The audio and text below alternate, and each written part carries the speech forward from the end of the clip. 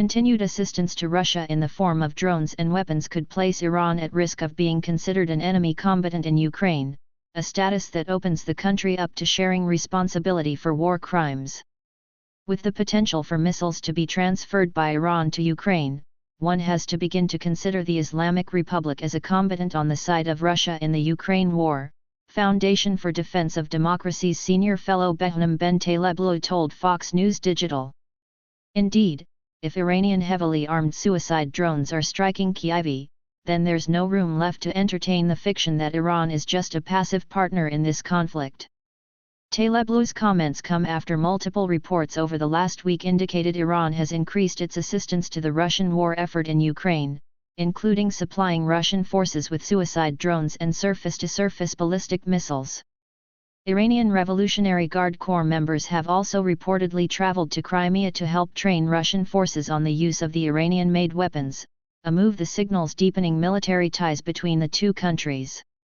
Iran now selling missiles to Russia, adding to its kamikaze drones, report. Iranian Supreme Leader Ayatollah Ali Khomeini and Russian President Vladimir Putin greet each other as Iranian President Ebrahim Raisi stands at right.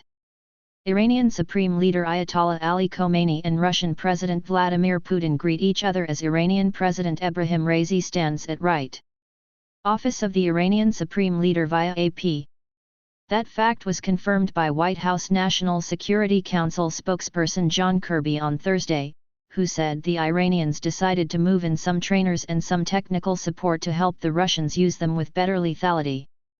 The information we have is that the Iranians have put trainers and tech support in Crimea, but it's the Russians who are doing the piloting, Kirby told reporters. That's our assessment at this time. Aggressive regimes in Tehran and Moscow are increasingly dependent on each other because of the international backlash against their coercive foreign policies and imperial ambitions, James Phillips, a senior research fellow for Middle Eastern affairs at the Heritage Foundation, told Fox News Digital. Both have been heavily sanctioned as a result and cooperate to evade sanctions. Phillips noted that the two countries have also cooperated in Syria, where their militaries have joined forces to help keep Syrian President Bashar al-Assad in power. But Iranian cooperation with Russia in Ukraine could be even more problematic for the country, with reports surfacing that Iranian-made kamikaze drones have been used to strike targets around Kyiv, including civilian areas. The strikes were the most recent example of alleged war crimes Russia has committed in Ukraine, while using Iranian-supplied equipment to carry out the strikes could cause Iran to be considered at least partially responsible for the crimes. If Iranian personnel are launching and controlling the drones, or even just maintaining them for the Russians, then they should be considered combatants, Phillips said. At a minimum, they definitely are accomplices to Russian war crimes, since the Russians are using the drones to target civilians and civilian infrastructure. Firefighters help a local woman evacuate from a residential building destroyed by a Russian strike using an Iranian-made drone, in Kyiv, Ukraine October 17, 2022.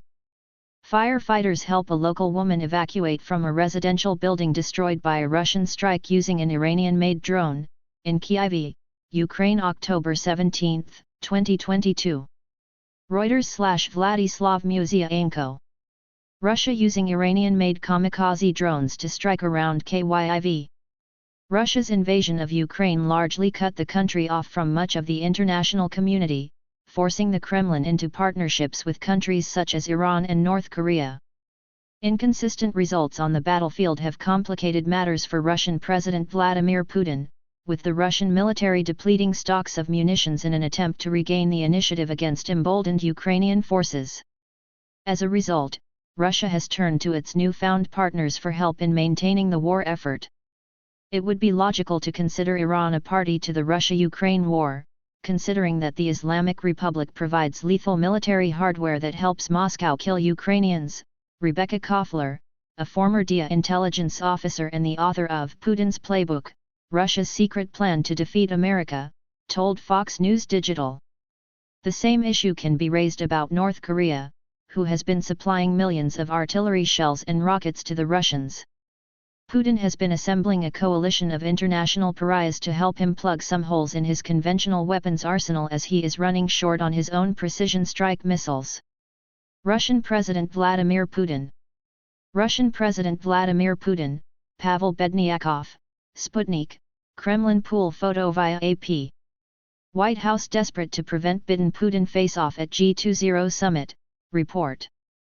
Koffler noted that Russia already considers the US and NATO as a party to the war, with the American-led alliance providing Ukraine with the lethal weapons it needs to sustain its defense against the invasion. However, an acknowledgement by the West that Iran is a combatant in the war would force the US into revealing the true scope of the conflict. Once Washington acknowledges that Iran and North Korea are de facto enemy combatants on the side of the Kremlin, everyone will recognize the obvious: we are in a East vs. West battle, Koffler said. And the battlefield is expanding beyond geographic boundaries and into cyber, economics, and other domains.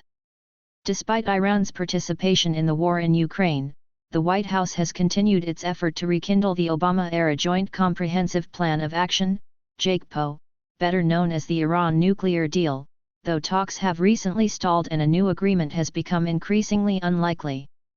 Iranian military members may be training Russian troops to use kamikaze drones in Ukraine, report.